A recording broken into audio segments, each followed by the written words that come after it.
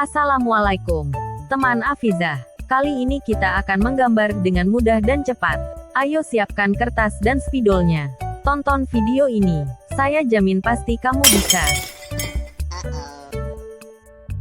Buat garis sudut lancip. Buat garis lengkung. Buat pola lingkaran. Buat garis lengkung. Buat garis lengkung besar memanjang. Buat garis oval.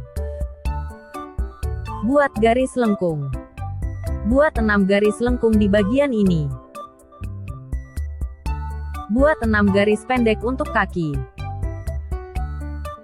Buat 2 garis lengkung di bagian atas. Buat 3 pola hati.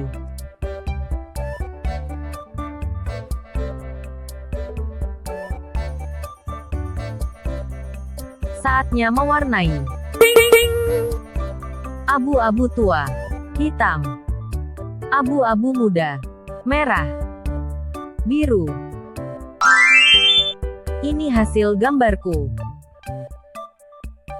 Buat pecinta channel Afizah DIY, jangan lupa like, share dan subscribe channel Afizah DIY. Sampai jumpa di video lainnya. Bye-bye.